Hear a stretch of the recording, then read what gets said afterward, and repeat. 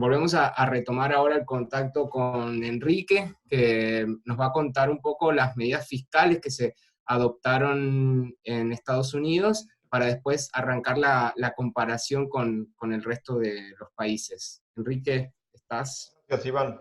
Es importante este tema de las perillas, ¿no?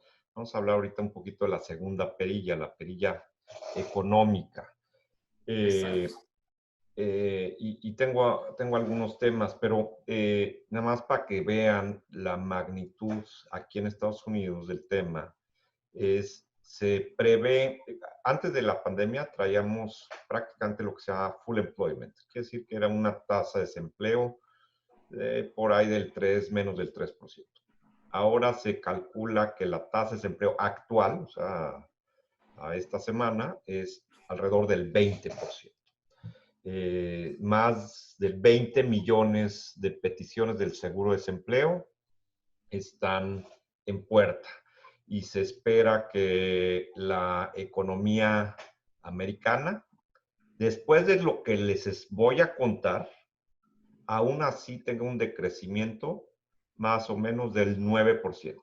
3 veces lo que fue la tasa de decrecimiento, de caída de la economía que tuvieron en la Gran Depresión del siglo pasado. Entonces, Impresionante. Lo que estás contando es... es un tema muy, muy serio y esas son cifras que se esperan si no pasa otra cosa y tomando en cuenta el tipo de apoyos que les voy a poner.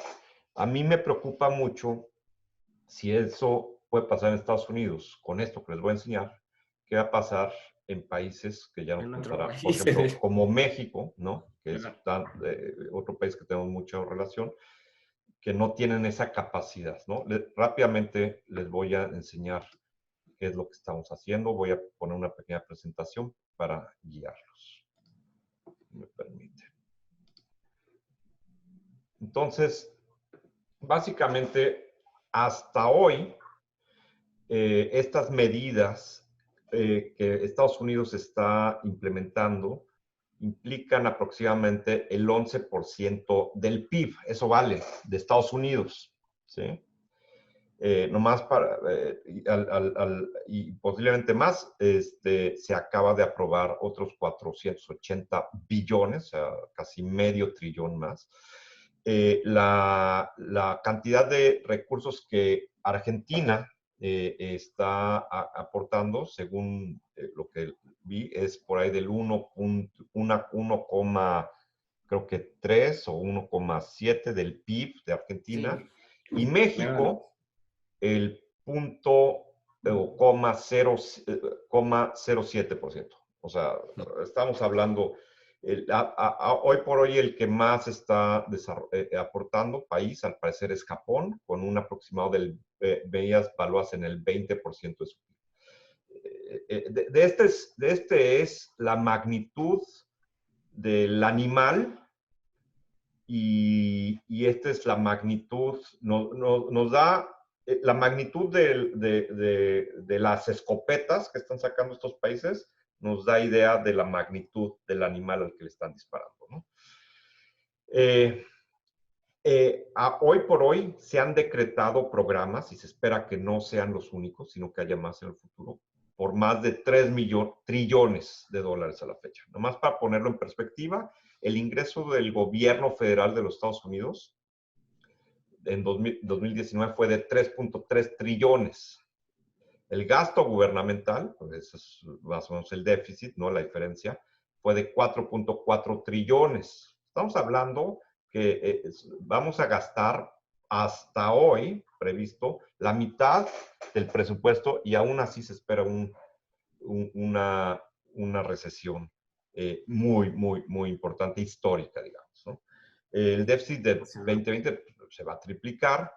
Parte de esto se inyectó 1.5 trillones al Banco Central, de parte del Banco Central del sistema financiero. Es un tema que muchos países deben de estar haciendo, porque la siguiente gran problema que va a haber después de esto, el primero es el desempleo, el segundo puede ser una crisis, primero, de desempleo, económica, quiebras de empresas. El tercero va a ser una crisis del sistema financiero, una crisis financiera. Y eso es algo que se tiene que ir apoyando desde ahora, ¿no?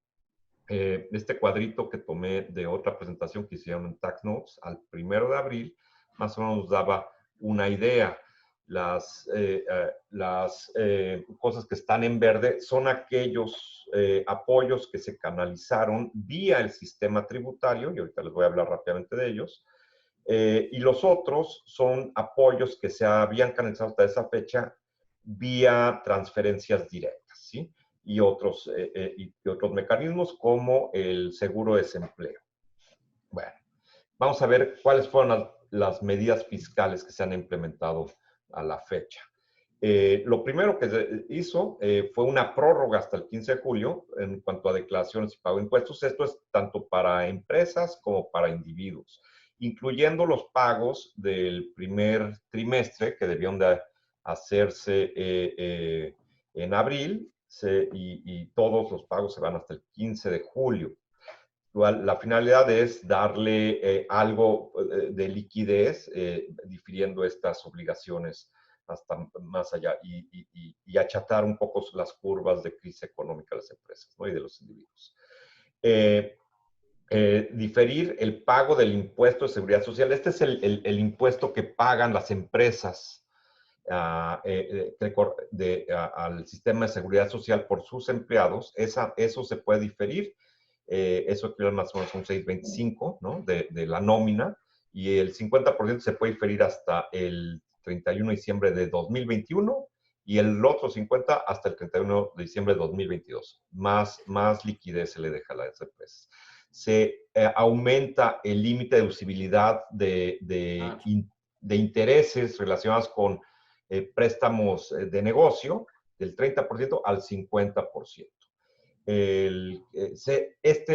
Es un tema muy importante, probablemente el más importante hoy por hoy, que es un carryback de pérdidas por 5 años. Es decir, si yo tengo pérdidas de años anteriores acumuladas, net operating losses, la reforma fiscal americana me había prohibido ya hacer un carryback. ¿Por qué? Porque no querían que lo llevara yo a años donde tenía yo una tasa fiscal más elevada, 35%. El valor de esa deducción aumentaba, entonces me lo había limitado. Hoy se permite, entonces puedo llevar yo estas pérdidas que generé en ejercicios con tasa del 21, la puedo llevar a ejercicios del 35%. Esto es la pérdida, perdón Enrique, es la pérdida del año de ahora, o sea, lo que sea del 2020. Las ¿Cuál es la pérdidas que fecha de corte? no, son las pérdidas que ya tengo hasta 2019. Ahorita voy a hablarte de las siguientes. Ok. Pero eso, yo al llevarlas hacia atrás, porque tenía limitada el carryback y tenía limitada el porcentaje de amortización, al llevar el carryback hacia atrás, estoy generándole que mediante declaraciones nuevas, o sea, agarro mi declaración de 2017, 2018 y presento una complementaria, ¿sí? Que cambio al aplicar esto, cambio mi resultado, me va a generar, pagos a favor y voy a pedir reembolso. Entonces, una forma de transferirle efectivo a las empresas vía el sistema fiscal. Eso es muy importante porque desde el tema de vista internacional tienen cualquier cantidad de temas que pasa. Que una aclaración porque por lo menos en Argentina no tenemos este mecanismo. En principio lo que estás explicando es que pérdidas que pueda llegar a tener las puedo computar contra ganancias que haya tenido en los años anteriores y que se produzca una devolución de impuestos o a favor del contribuyente. ¿Es esto? Es correcto, es eso, sí. Bien, a nosotros los tributistas internacionales, bueno, pues aquí va a haber muchos temas porque me afecta ejercicios donde yo ya había tomado, por ejemplo, un crédito por impuestos extranjeros, si tuve ya un ejercicio de GILTI, cómo me aplica el GILTI, en fin, hay muchos temas ahí interesantes, pero a lo mejor es materia de otra plática, ¿no? Hay un aumento al límite de deducción de aportaciones a instituciones de beneficencia, generalmente es 10% de mi ingreso gravable, se aumentó al 20% para que las empresas puedan apoyar al sector de beneficencia, al sector social, ¿no?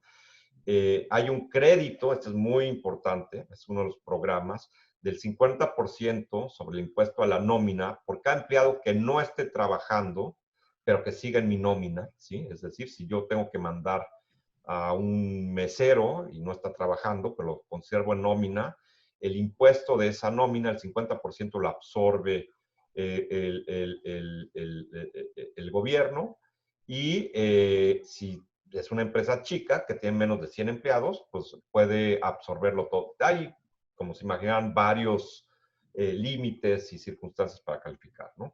Bueno, el siguiente es el más importante, seguramente lo habrán leído, este es un subsidio directo y son los préstamos del Programa de Protección al Empleo. Le llamamos los PP Loans. Es un programa a cargo de la administración que atiende a las pequeñas y medianas empresas, el Small Business Administration, el SBA. Y estos programas de protección al empleo ha sido el más popular porque básicamente el gobierno te presta hasta 10 millones de dólares, ¿sí?, por empresa. Y esos recursos que tienen una tasa muy baja, no requieren garantía, son muy flexibles, en fin, si tú los destinas para el pago de sueldos y salarios y otros gastos, por ejemplo, como renta y la luz y el gas y en fin, los montos que usaste para ello pueden llegar a perdonarse, es decir, va a fondo perdido. Además, ese monto que te perdona el gobierno, no lo tienes que repagar si lo usaste para eso, es ingreso exento. Y más aún, el gasto que fondeaste con ese dinero, que prácticamente es gratis, ¿sí?, es dinero que te dio el gobierno, tú también puedes tomar la deducción. Entonces, tomas el famoso double dip, que los fiscalistas, todos ustedes, ya me entendieron de qué se trata, ¿no? Y muchas de las gentes que nos están escuchando. Y finalmente hay otro que son préstamos muy específicos. Estos sí son préstamos, no se perdonan, tienen con algunas condiciones favorables y son de apoyo ante el desastre económico. Es otro programa interesante. Ahora, a las personas físicas se da la prórroga que habíamos platicado, ¿sí? Hay una transferencia de dinero en efectivo de $1,200 por persona y no hay que hacer nada ahí. Lo único que hay que hacer es haber presentado una declaración en el 2018, 2019, de $1,200 por persona, siempre y cuando tenga hasta $75,000 de ingreso gravable. Y a partir de ahí empieza a hacer un phase out, donde la cantidad que yo recibo es menor y se va a cero cuando yo tengo un ingreso de $99,000 al año. Y puede ser 200,000 prácticamente si es un matrimonio y 150,000 para el crédito para obtener los 2,400 completos en el caso de un matrimonio. Además, por cada hijo que yo haya declarado, ¿y por qué declaro yo a los hijos? Porque la ley fiscal me da una deducción. Una deducción especial sí, para los... ¿sí? Ahora, por cada hijo que yo haya declarado que tenga menos de 17 años, además el gobierno me va a dar $500 adicionales. Y esas son transferencias de liquidez directo a las personas que se calculan más afectadas, que son las personas trabajadoras. Es interesante porque si yo no presento declaraciones, puedo ir por alguna razón, pues voy y saco mi seguro social y presento mi declaración y va. Está limitado a gente que tiene seguro social y a ciudadanos y residentes fiscales de Estados Unidos. Esto es muy importante. He leído que existe alguna probabilidad de que esto se amplíe y mientras dure la emergencia, le siga... Claro, eso te iba a preguntar, si es mensual o qué, No, es pero... por una sola vez, pero Ok. hay ciertas voces que piden que, dependiendo de cómo esté de grave la situación, se vuelva a fondear y haya un segundo o un tercer pago en el futuro, ¿no? Una cosa es si yo soy una persona física con actividades de negocio, generalmente yo no puedo deducir pérdidas por más de $250,000, ¿sí? Pero ahora se me eliminó esto y ya puedo deducir pérdidas por arriba de $250,000. ¿Para qué? Para generar escenarios de devolución de impuestos igual. Claro. Una cosa también importante es, estamos dando acceso a los planes de pensiones que generalmente se han creado con beneficios fiscales. Normalmente, si yo hago un retiro temprano antes de los 72 años, digamos, de mi plan de retiro, hay una penalidad del 10% sobre ese retiro. Esto se quita si son retiros de hasta $100,000. Cuando yo retiro, además del 10%, tengo que pagar impuestos, porque generalmente cuando metí este dinero, tomé una deducción, ¿no? Es un plan diferido. Y entonces estas distribuciones me dan la oportunidad de pagar el impuesto de estas distribuciones durante 3 años, o bien me dan la oportunidad de repagarlo y que sea una especie de préstamo. Además, la ley permite tomar préstamos, generalmente están limitados a $50,000 de mi plan de retiro y prepagarlo. Y ahora puede ser hasta de $100,000.